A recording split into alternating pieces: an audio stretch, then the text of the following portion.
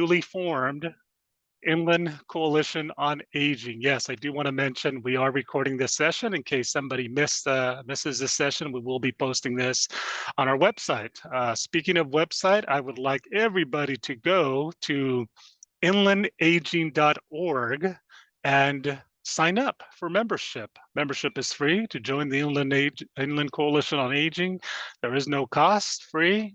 Just fill out some information, and that way we can send you information on upcoming meetings, webinars, conferences, any events, activities that we are hosting in the near future. I should introduce myself. My name is Dr. Ben Howdigi. I'm the founding board chair of the Inland Coalition on Aging. I'm here serving along with our board members. I'd like to quickly introduce them to you. Carmen Estrada, she's the executive director of Inland Caregiver Resource Center. She is our board treasurer. Thank you, Carmen.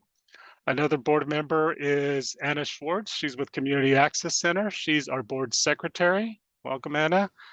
Another board member is Glenda Jackson. She's the assistant director of the San Diego County Department of Aging. She is a board member.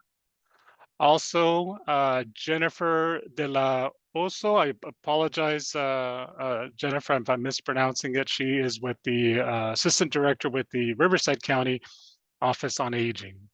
We will be sharing more information on our stakeholder group also in a bit, but first I just want to finish with the housekeeping. We are recording this session. We will be placing this recording on our website, the Inland Coalition on Aging. Again, if you wouldn't mind going to inlandcoalitiononaging.org or icaging.org and signing up to be a member of this exciting, fast-growing coalition. We have 208 people registered for today's meeting. So hopefully we get a good response. There's the website, join the coalition. You click on that button and just provide us with your contact information. Who should join? Anybody who works for a nonprofit organization serving people with disabilities, seniors, caregivers, businesses that want to serve these communities, city, county, state departments, boards, councils, and commissions, disability organizations, caregiver organizations, universities, hospitals, health plans, you name it. Anybody who is aligned with our mission to improve care coordination and services for people with disabilities, older adults, and caregivers. I'll go over the mission in a bit, but I just wanted to highlight this page here, inlandaging.org. Would love to see you join and continue to receive our messaging. Next slide, please. So welcome again. I'd like to share a little bit about our history for those of you that aren't familiar with Inland Council on Aging. This is the group actually, oh, sorry, I have a quick survey for you. What are you manifesting for yourself in 2024? A quick poll, a quick survey, if you wouldn't mind. On your screen, you should be able to select one of those options. What are you manifesting for yourself in 2024? Traveling, improve, self-care, could be emotional, physical well-being. 3, finding new hobbies, learn a new language, read more, learn a new instrument, or a new job. If you wouldn't mind, please go ahead and click on there, which one you are manifesting for 2024. Myself, definitely health. I'm definitely more mindful of my steps and trying to get in more steps every single day. But all of these are great goals I'm trying to manifest for 2024, definitely. So please enter your answer in the survey there.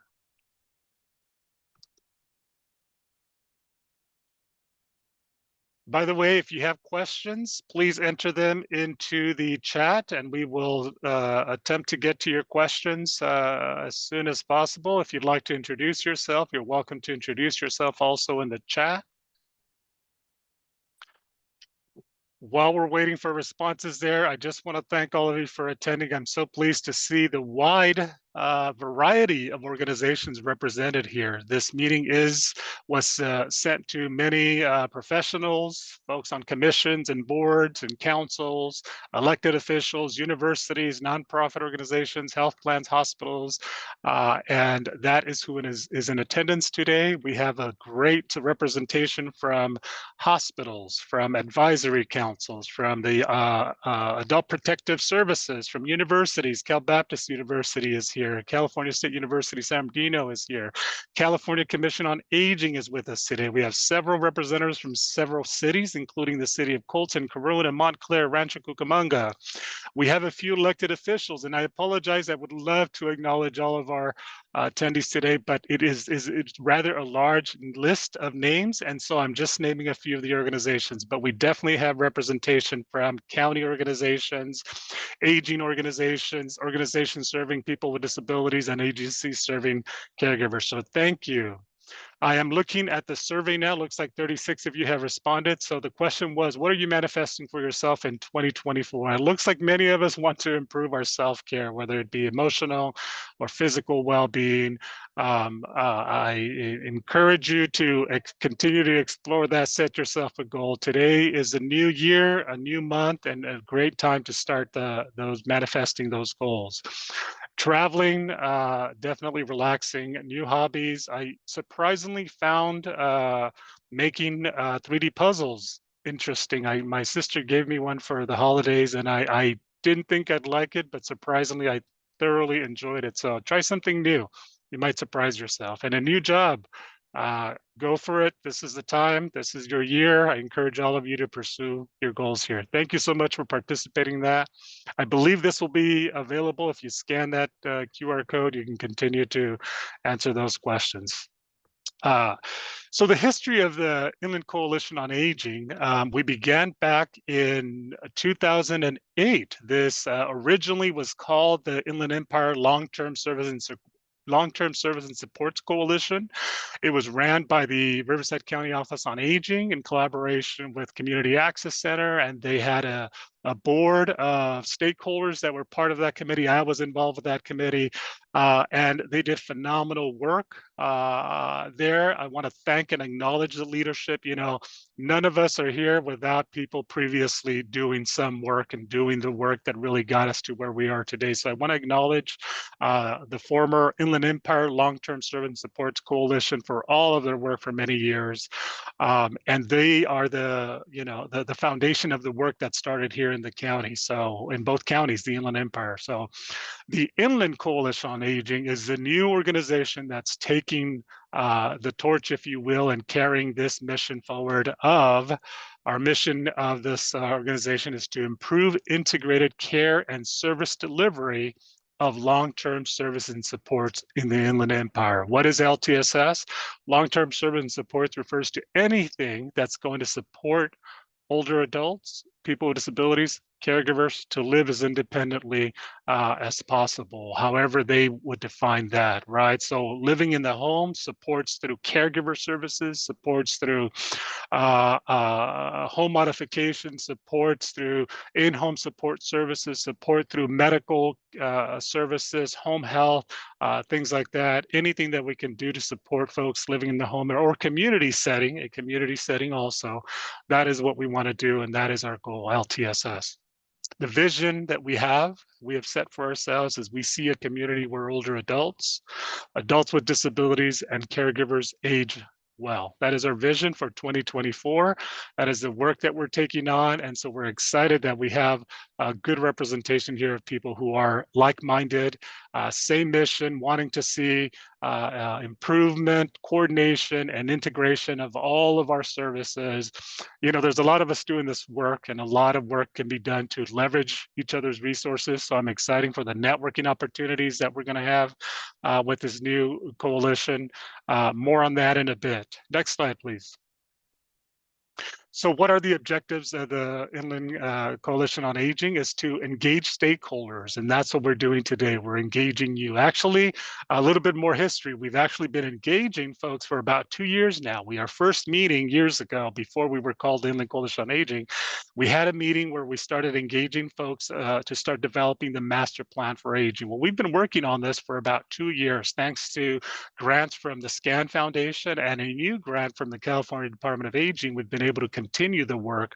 And today we have some exciting information to share about the current progress of the Inland Empire Master Plan for Aging. You know, 2 years ago, it was a small vision that we had, myself and Anna Schwartz from the Community Access Center, we're talking about, what we want to revive, what the work that was being done before. We want to do something big in the Inland Empire. What can we do? And Governor Newsom had just put out the California Master Plan for Aging.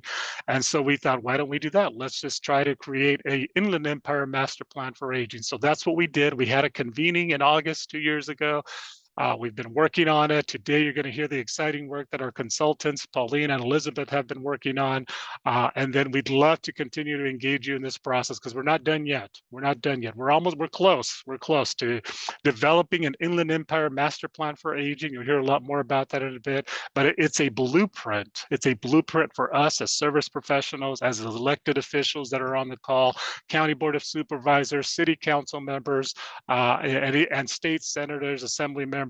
This blueprint will help us to see what the needs are in the Inland Empire. We've been doing stakeholder feedback sessions throughout both counties and working with all organizations to bring in that feedback and really develop a good, robust plan a bold plan for the Inland Empire.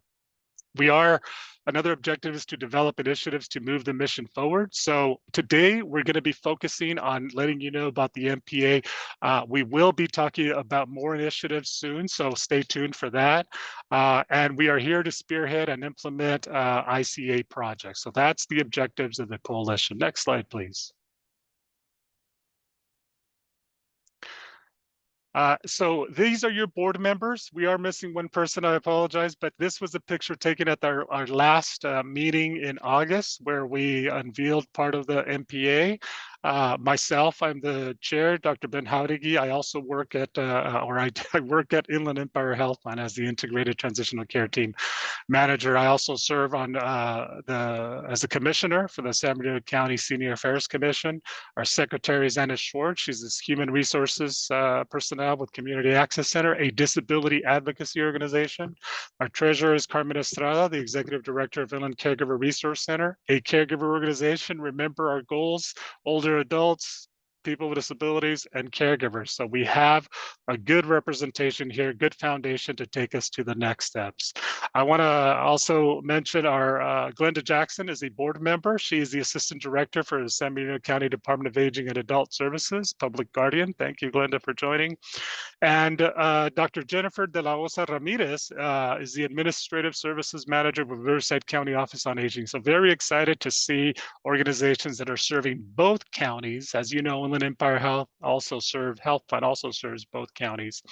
And we have representation from both AAA's, Area Agency on Aging. So we're very excited to have a good foundation to move us forward. Next slide, please.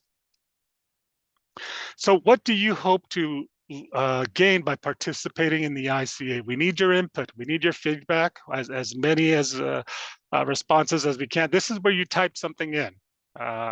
Correct me if I'm wrong.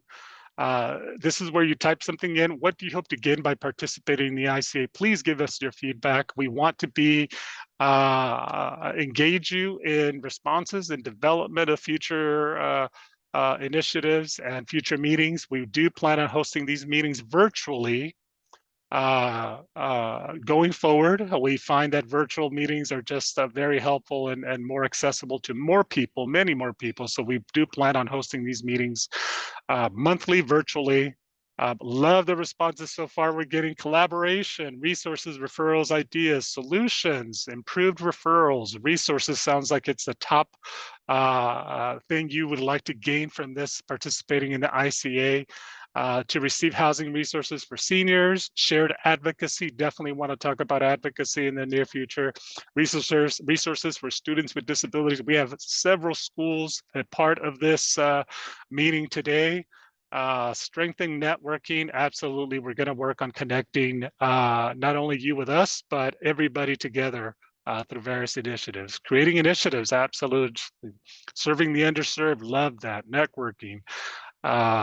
Low-income individuals, partnerships and collaborations. It sounds like we're all on the same page. Literally and figuratively, we're on the same page. Collaboration, networking, resources, initiatives that move, that ensure that people with disabilities, caregivers, and older adults can age well in the Inland Empire. So thank you for that. I love that image there. Let's save that image. If somebody could on the committee could do a screenshot, I love that. Or let's save that somehow. Thank you so much for responding to us. Please continue to respond if we move on. Let us know what you hope to gain by participating in the ICA. Next slide, please.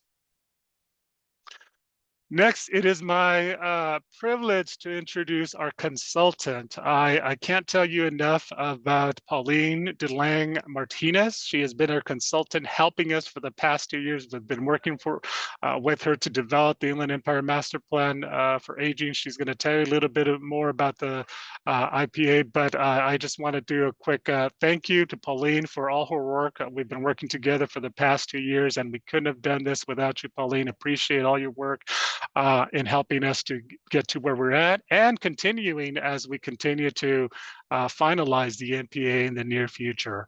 I do want to mention that unfortunately, I do have a meeting towards the end of this meeting, so I'll be signing off probably mid-meeting, but Carmen Estrada, our board treasurer, will be taking over my place. So thank you for joining today, really appreciate, and I'm excited to hear Pauline's discussion today on the master plan for aging. So thank you, Pauline. I'll hand it over to you. Thanks so much, Ben. It's great to meet all of you. I'm Pauline Martinez, and I'm a Research and Community Engagement Manager at the University of California, Davis. And as Ben mentioned, I've been working together with him and Anna Swartz and Carmen Estrada and your Inland Empire colleagues for a little over 2 years now in my role as a consultant with the SCAN Foundation, as well as the California Department of Aging. And we have really been working on creating this local Inland Empire Master Plan for Aging, or the IE-MPA, as Ben shared. So Jane Lee, if you could go to the next slide. I really want to ground our initiative in the statewide Master Plan for Aging. And you've most likely heard about it, but just by way of a little bit of background, in 2019, the Newsom administration called for a comprehensive statewide plan for aging through an executive order. And the California Master Plan for Aging provides a 10-year blueprint to promote healthy aging and support quality of life. And the Master Plan for Aging covers the five bold goals that you see on the slide here: housing for all ages and stages, health reimagined, inclusion and equity, not isolation, caregiving that works, and affording aging. And this was really innovative, and really much of the United States is looking at California as a leader in terms of bringing cross-sector engagement across different cabinets, different state departments, and engaging community stakeholders and leaders throughout healthcare agencies, research institutions, and academia and senior service providers to really inform what needs to occur at a statewide level to ensure equity for older adults, adults with disabilities, and caregivers. And the initial plan that was launched in 2020 had 23 strategies and 132 initiatives that aim to strengthen existing services as well as launch new programs and services, expanding access to healthcare, housing, home and community-based care, and a host of new supports to enhance community living. In 2023, 95 new initiatives were launched, engaging 10 California cabinet agencies. And stakeholder input was gathered through surveys, meetings, webinars, roundtables, town halls, and there's 6 different advisory committees at a statewide level, and those are all open to the public. So really encourage you, if you're interested in engaging at the statewide level, there's plenty of opportunities to do so. And since the statewide master plan for aging was launched in January 2021, the California state legislature has committed almost $10 billion in unprecedented investments for older adults, adults with disabilities, and caregivers. And building upon that statewide momentum, there was really a recognition that for change to occur, it didn't only need to occur at the statewide level, it also had to occur at the county level and the city levels. So if you could go to the next slide. The State Department of Aging developed this local playbook to guide local communities in developing a local plan. And along with that, the SCAN Foundation recognized that there was a need to provide some financial support to communities to develop this local playbook. And they were particularly interested in supporting communities that had a large rural region. And the Inland Empire was identified as one region within the state of California that had a large rural population that needed extra support to consider how older adults and adults with disabilities could be supported. So if you could go to the next slide. In January 2022, the SCAN Foundation provided support to 3 different coalitions across 3 regions in California. The first was the Diversibility Action Network covering Shasta, Butte, and Glenn counties up in Northern California. The second was the Central Valley LTSS Coalition covering Kings and Tulare counties. And we were the third in the Inland Empire, as Ben mentioned, originally called the LTSS Coalition and now the Inland Coalition on Aging. And so our first task was to form an advisory committee in the Inland Empire. And then we went on to conduct a needs assessment and to develop preliminary recommendations for policies, programs, and practices in our local region. And as we were about 3/4 of the way through that scope of project for the SCAN Foundation, we were thrilled to receive additional funding in the Inland Empire from the California Department of Aging to extend these same efforts through March 31st, 2025. And that's through a project called the Local Aging and Disability Action Planning Program. And as of today, that we call it LADAP for short. The state loves their acronyms. So that stands for Local Aging and Disability Action Plans. Those grants have now been given to 21 different communities across the state, supporting 18 different counties and 20 cities to work on these local master plans for aging. So just to give you a little bit of context, we're part of this broader network of other communities across the state working on developing these local master plans for aging. Next slide. So as I mentioned, across this work, funded first by the SCAN Foundation and later by the Department of Aging, we formed an advisory committee. We looked at existing data, for example, the area plans that are produced by the area agencies on aging. We looked at housing plans, the housing elements, transportation plans. We looked at what the public health department had created, their community health assessments, their community health improvement plans. And we considered how can we collaborate with other advisory committees and other coalitions and build upon existing momentum to bring in this perspective of the unique needs of older adults, adults with disabilities, and caregivers. And how do we really make sure that we follow the statewide example of engaging these cross-sector representatives?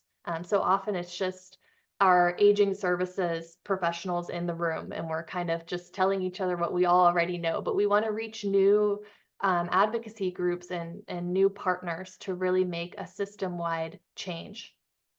Our next step was to hold listening sessions, and Elizabeth's going to share a little bit more about that in a moment, where we engage diverse subpopulations and focus groups across diverse regions of the Inland Empire to hear about their unmet needs and propose solutions related to housing and transportation, healthcare, dementia care, and caregiving, as well as behavioral health. Our advisory committee brainstormed recommendations for programs, policy, and practice, and those were published in a local master plan for aging report, which we will be sure to share with all of you, was just finalized this past month.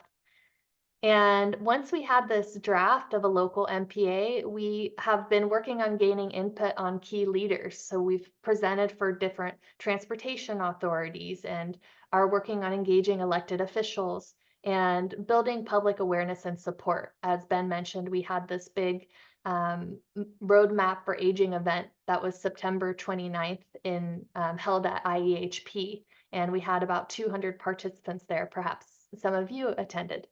And now we're working on launching implementation work groups to further build out the action plan. So while we have recommendations of where we'd like to see transportation and housing and healthcare go, we really need a specific roadmap with activities and which agencies will be leading, what is a timeline, who will be on these work groups to ensure that the recommendations are implemented across a 3-year action plan. And then we plan to hold another public release event by March 2025. Next slide. So I want to recognize the original advisory committee that has been meeting for 2 years now, monthly, and sometimes twice a month, to really build out the foundation of the IE-MPA so far. We have diverse representation, as you see on the slide here, from both counties, from housing perspectives, LGBTQ, older adults, the different commissions on aging, the AAAs, the Alzheimer's Association, and really wouldn't be where we are today without this really wonderful advisory committee. Next slide. And we mirrored our current iteration of the Inland Empire Master Plan for Aging loosely on the statewide plan, recognizing that there's some things that are best tackled at a statewide level, and we really wanted to kind of tailor the plan to the Inland Empire. So we decided to focus on 6 areas, as I briefly mentioned before, and they're listed on the slide here: housing, transportation, healthcare, Alzheimer's and related dementias, behavioral health and social support, and caregiving. So with that, I will pass it off to my colleague, Elizabeth Bogomil. Oh, I'm sorry. It looks like there's another poll. So if you can, I think by now we're all experts in the poll. So if you can scan the QR code or go to Slido and let us know, do you think the Inland Empire is ready for the increased growth of an aging population?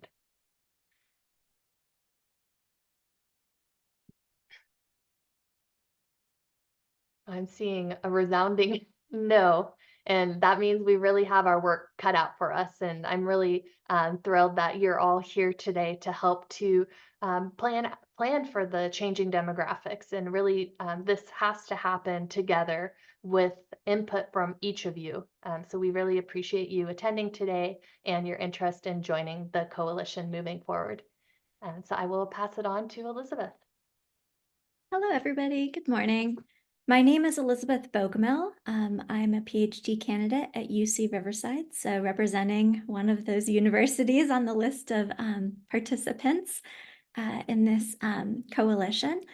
And I'm going to share a little bit of the results that we have from the focus groups and the needs assessment and the external surveys to give some insight in how we picked the domains and the recommendations that we are going to be talking about and looking at further in our working groups. So to create our needs assessment, we solicited feedback in 2 different ways. First, through community listening sessions. They were about an hour and a half long and they were recorded. We hosted these listening sessions with they were formatted like focus groups. So they were small groups of aging individuals who got together and talked about their experiences. And we hosted these from August 2020 until April 2023. We also wanted to make sure to include the voices from the local nations, Soboba, Torres, Martinez, Morongo, Agua Caliente, Pachenga, Cuyuya, and Santa Rosa nations. And we were able to get their feedback and input by looking at responses that paralleled the questions that we were examining in our focus groups through the survey conducted by University of North Dakota School of Medicine and Health Science, specifically looking at the needs of aging elders in the community. And we can go to the next slide and I could talk some more about the populations that we spoke with.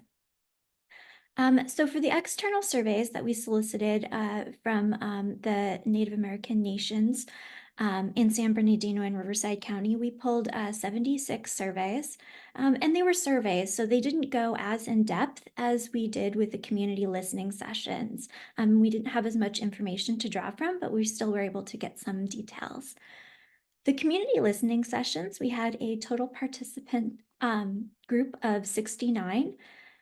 We had representation from rural communities, low income, LGBTQIA, Spanish and English speaking caregivers, African American individuals, Hispanic and Latinx individuals, veterans, and unhoused community members. Most of the participants fell around 65 and older, but for some of the groups, for example, for unhoused and for caregivers, we did lower the threshold to make sure that we included experiences of people as they age or as they cared for aging community members. We can go to the next slide. So as Pauline told us a little bit about, we examined a couple different domains. We looked at transportation, housing, healthcare, Alzheimer's and other dementias, caregiving, and then we also looked at what was originally called depression, and we revised it into behavioral health and social support to indicate that mental health is a spectrum and not just depression. And social support is a huge component of that. And that was actually one of the findings from our focus group discussions. We can go to the next slide. So today, rather than presenting the findings in detail, which we will do if you decide to join the working groups, we'll have more detailed presentations. I'm just going to present some of the broad findings using the voices of those who participated in our focus groups. So when discussing extending life, it's important to discuss quality of life. And this was something, a quote that was echoed by many different participants, and not just under the discussion of healthcare, but in terms of any kind of aging process. How do we look at quality of life and make sure that that's maintained through the entire process of aging? Additionally, navigating health insurance in California is a little complicated, more complicated than other states that this individual previously lived in. And so that reflects a lot of the experiences that individuals had that we spoke with about the process of navigating health insurance, patching it together, and just navigating healthcare in general was a challenge. We can go into the next slide, transit. So for transit, we looked at public transit and people's usage of it. We also looked at their experiences with driving. And then some individuals did speak about their experiences with walking or just distance to get to particular things in their community. If we stay in California, it won't be this area because it's too difficult with lack of transportation. This individual lived in an area with public transit, but it was a little more limited. This was echoed by many different participants. The difficulty of getting to particular locations that they needed to go to, such as healthcare facilities and access to food, restaurants, and other providers. And then also difficulty with just being really far away. So not just the limited transportation options, but simply the distance to drive or the distance to travel. Additionally, it's scary not being able to drive or the idea of not being able to leave the house freely. And this was echoed quite a lot in our participants that we spoke with, this idea of like, what happens if I can't drive and how is that navigated? What resources are available to me and how does this shape my life and make it maybe more difficult to get to the things that I need to get to, as echoed in the previous quote. And we can see this experience with an individual that we spoke with in a rural community. And for context, their bus in the community would come by twice a week. That was the availability on that route. They said, I don't drive no more. I have the bus passes, but can only ride the bus to the store one day, or I can come here to the senior center 2 days. Shopping is hard because you can only take so many bags, and I can't carry that much because I have to use my walker. And so this person had a challenging experience accessing transportation. They were also having a challenging experience getting the resources that they needed, food, because they had to navigate this on the transit. However, it is important to echo that one of the biggest findings for transportation, particularly public transit, is how kind and supportive the transit drivers were. And so that's really important to note, and something to a glimmer of hope in the situation and how to make it better. And so we'll go on to our next topic. And so for context, these findings are going to be grouped, and the way that I have them grouped are by the working groups, and how the working groups will be divided. And we decided, the advisory committee, that caregiving and Alzheimer's and other dementias would be a single working group. And so these experiences represent caregivers, and then also the experiences of people who are navigating Alzheimer's and dementia. So people are not taught that you're going to age and you have to have a plan for aging. This came up within our caregiving and Alzheimer's discussion, although like the first quote that we talked about with healthcare, it is a experience that is echoed throughout all of the domains. Being so overwhelmed with what's going on, particularly caregiving, and then trying to get the resources, even if they are there, they're hard to navigate. So this individual is a caregiver, and they were talking about accessing resources. Some of them knew how to access resources, but were just too exhausted at the end of the day or drained to be able to figure out the process of navigating accessing those resources. And additionally, sometimes resources had to be found or navigated or understood or pursued. And there was a tiredness at the end of the day to be able to access these and to navigate that process. And then the next quote in the middle talks about the importance of social support with caregiving and Alzheimer's. We had a church family, but lately our world is getting smaller and smaller. I used to take my wife to church, but she would act up. But we'd have gotten to the point where we didn't want to do that anymore. Our worlds start to shrink, and then pretty soon you're not seeing anybody because you're caregiving. And this was the experience with many caregivers that we spoke with. And in this case, this individual's family was navigating dementia and Alzheimer's experience too with the individual that they were caregiving for, and trying to figure out how to balance their needs of that social connection through their religious community, and then also the needs of the person that they were caring for, and how to navigate that situation. And then we have another experience of an individual who it shows the intersection of healthcare, of caregiving, and of Alzheimer's. So this individual was speaking of a friend, a neighbor that they had, and their husband of the friend got Alzheimer's, and he was a big and tall man, and the wife was a petite woman. They were in their mid-70s, and the wife was taking care of him because of the cost of a caregiver. It was too much for her to be able to afford. She fell and she broke her hip within the home, and then later on, as her hip is recovering, he trips on her and she breaks the other hip. So she couldn't afford to pay a vetted caregiver while she was in the hospital herself. And so they had to just get a caregiver that they could afford and had access to. And that individual had unfortunately stolen valuables from their home. So navigating the situation of caregiving, individual healthcare of a spouse, and then Alzheimer's is really complex. And they're all related together and integrated. We can move on to our next topic. Some of the findings from behavioral health and social support indicate that folks go home to heaven, and there's fewer people in social circles as people age. And this is a challenge because that requires constant making new connections, friends, and developing a new network. And one can develop a new network through community centers, and that was proven to be quite important to Spanish-speaking caregivers. For example, community centers were key gathering places. Somos nosotros, we are us, and todos los acoplamos, we all get and fit in well. And this was a description of the community center that these individuals came to and felt like that they belonged and were able to develop those important resources. Additionally, in our culture, it's difficult to accept the need of a psychologist, and this was echoed in the Latinx caregiving group, and then also in the Latinx focus groups participants that we talk to, acknowledging this need of a psychologist, or even knowing when is appropriate to go see a psychologist or a therapist is a challenge.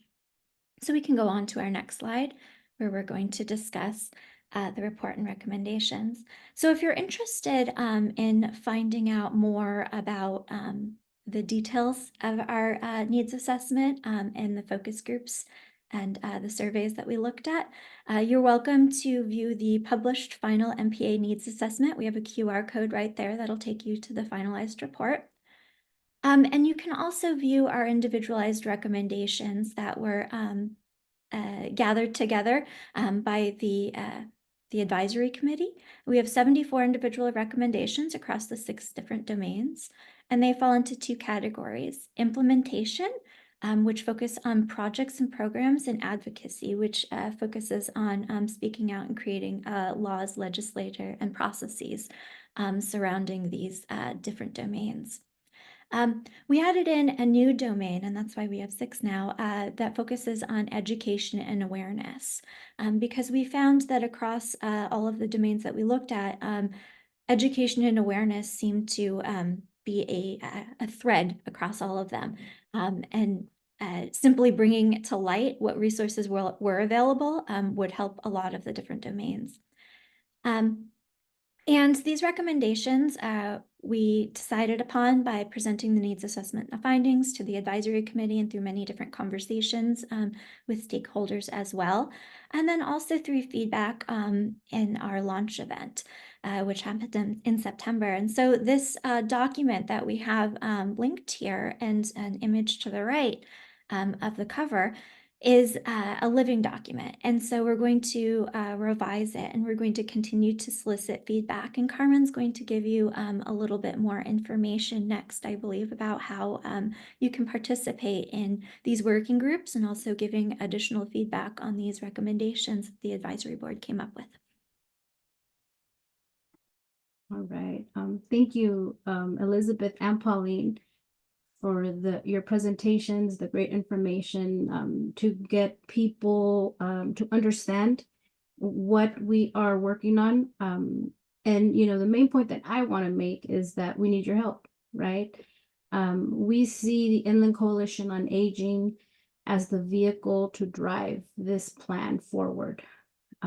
It has taken us already 2 years, right? And we're very close to narrowing down an Inland Empire Master Plan for Aging, but we need your help, because all of you are the ones that are helping and providing services to individuals that are caregiving, to adults that have disabilities, to older adults. It's all of you that are working with these populations, and we want your feedback and we need your help. We do not want this document that we create to be, to sit on a shelf somewhere. We want it to be an active document. In order for that to happen, we need your help. We need your help. We need, to make leaders aware, more leaders aware about the project that we're doing. And so the next steps for our Inland Empire Master Plan on Aging include awareness, and I'll talk a little bit about each of these. It also includes becoming an age-friendly community with AARP. It also includes, like I said, gaining support from our local leaders. Specifically, I'm speaking to you, boards of supervisors. We need your support. We need everybody to be on board and to be, able to implement a plan like this in a region that is huge, right? Both Riverside and San Bernardino counties are the biggest regions across the state. It's going to take a collective effort. And so we need our local leaders to get involved and to support what we're doing. The work we've done thus far is a small glimpse of what our community needs, right? It's a small glimpse. We didn't obviously survey everyone, but through our focus groups, we learned a lot about what our community is needing and what we were able to capture those voices. We also will be creating, like I said, a final plan, and I'm gonna talk more about the work groups because that's where we need your help. We need some participants to help us in the work groups.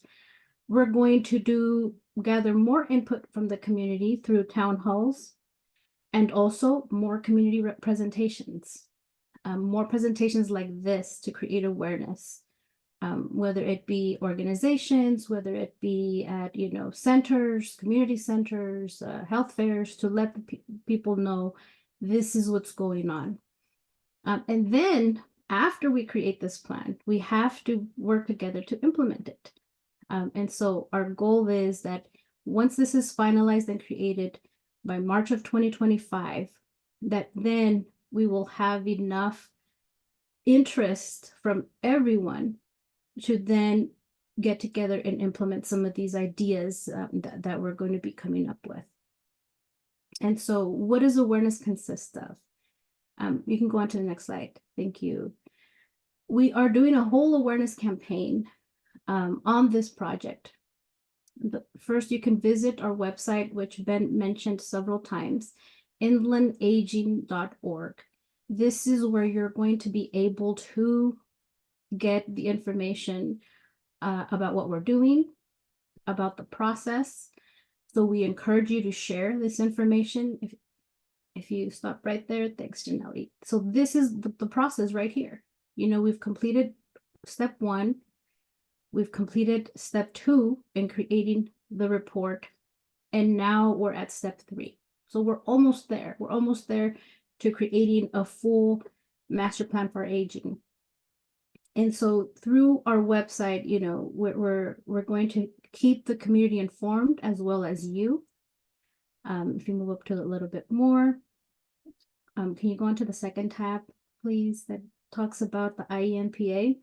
So on our website, you will also find out information about the master plan for aging.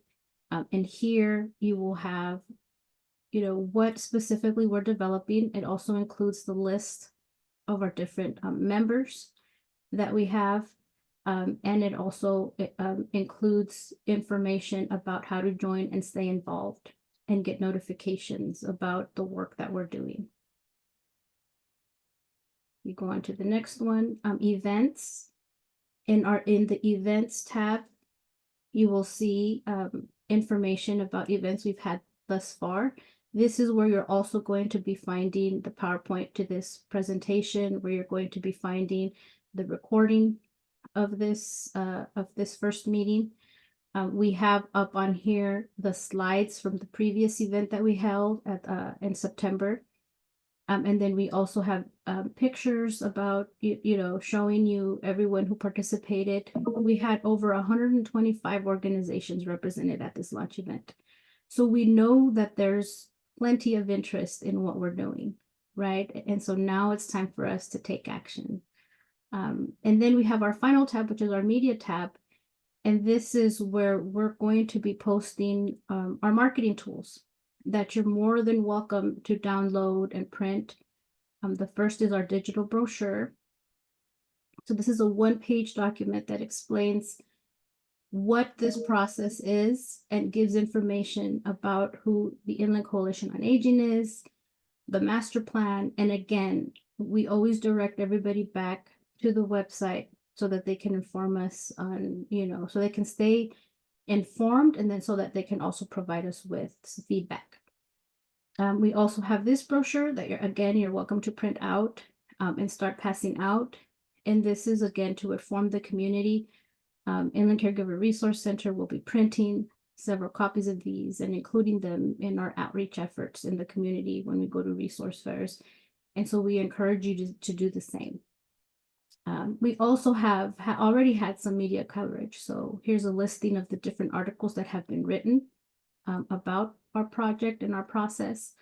We had a really cool K-Frog interview as well, sharing to the community on, the master plan for aging, how we need people to get involved and how we need everybody's feedback. So this is one of the tools that we're going to be using to get the word out and create more awareness about what we're doing.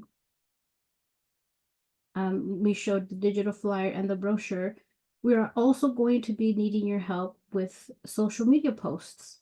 And so beginning in February, the first week of February, we are going to be posting some posts on Instagram, on our Facebook, and also on LinkedIn, to inform the community about the different aspects of the Master Plan for Aging and the recommendations. And so that is also going to be available on our website, and you are free and welcome to repost and anything that we post in our social media pages. 2 videos are coming together as well that we're going to be using for outreach. One is a highlight video of the event that took place on the 29th, and the other is a video explaining again this process, who the Inland Coalition on Aging is, and how we're getting together the information for the creation of the Master Plan for Aging. And as I mentioned again, news articles and radio spots as well. So we really need your help in creating awareness about this project. And so again, we encourage you to print, to send, to email the information to your colleagues and to other community members as well. Additionally, one of the other things that we're trying to do is in this process is to become an age-friendly community through AARP. And so what that will involve is us, applying as to a 2-county region, which includes Riverside and San Bernardino counties, to AARP, who is working throughout the nation to engage and mobilize communities and share expertise and deliver technical assistance to towns, cities, and counties like ours, of what the importance is of becoming an age-friendly state or a community. Becoming an age-friendly community is centered on the belief that the places where we live are more livable and better able to support people of all ages. When local leaders commit to improving the quality of life of everyone, young and old and everyone in between, then things happen and things get done. And so one of the things that we're doing is applying to become an age-friendly community. And for that, we do need Board of Supervisor support. So we've reached out to our boards of supervisors from both counties via email, and soon you will be getting called by me asking for your support in this process. It aligns with what our boards of supervisors are working on in supporting services for older adults, caregivers, and adults with disabilities. And so we need that letter from them so that we can become an age-friendly community through AARP. Benefits of becoming an age-friendly community is, we all can be on the same page when it comes to aging. I've said this several times that when we say the word aging, oftentimes we think of that's going to happen in the future, right? That's not me. I'm not there yet. But in reality, we're all aging. We're aging right now as we're sitting here listening to this presentation. Every minute that goes by, aging involves all of us. And when we as a community embrace aging, that's when we can start making some things happen and make the Inland Empire livable for all, right? And so that's the goal in becoming an age-friendly community. We mentioned the work groups. So in addition to asking for your help in creating awareness about what we're doing, we also ask for your help in our work groups. We're in the process of developing a 4th one. We've already developed 3 work groups. Our behavioral health work group is going to be led by Dr. Eugenia Yoshioka, who is the director of San Bernardino County Behavioral Health, and Tony Ortego, who is the Behavioral Health Services Administrator for Older Adult Integrated System of Care from Riverside University Health System Behavioral Health. And so they're going to be the co-chairs of that work group to narrow down, as Elizabeth and Pauline have mentioned, narrow down all of those recommendations that we've collected, narrow them down into goals and specific implementation activities. We have our transportation work group that's going to be headed by Heather Menninger, who's the president of IE-MPA Transit Planning, Inc.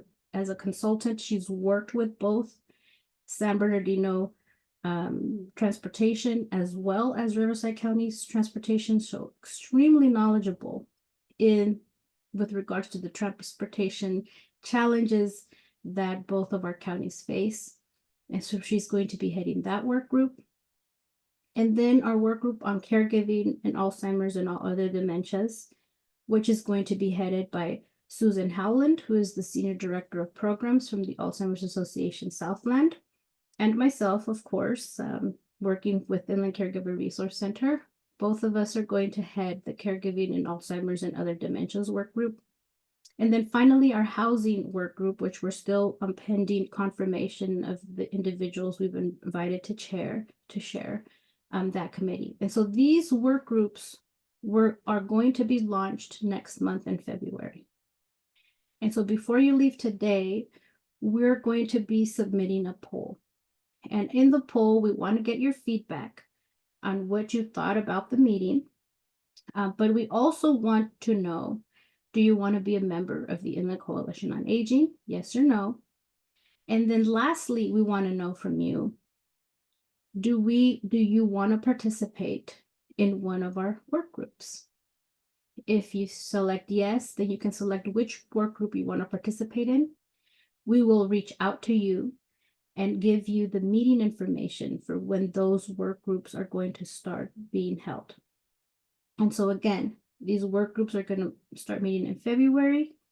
We need all your help. And through the work groups, your voice is going to be heard, right? So if you're passionate about providing services to people with adults with disabilities, caregivers, or older adults, we need you. We need you so that we can narrow down the 72 recommendations, right? We collected 72 recommendations. We need to narrow them down. And we want to capture your voice, right? Because like I said, you, the professionals, are the ones that are providing services to all of these individuals. So we need your help in narrowing down the recommendations so that we can get closer to completing and finalizing our Inland Empire Master Plan for Aging. Okay. Our next meeting is going to be Tuesday, February 27th from 11 a.m. to 12 p.m. Since you registered for this meeting, we will be sending you announcements for the next meeting.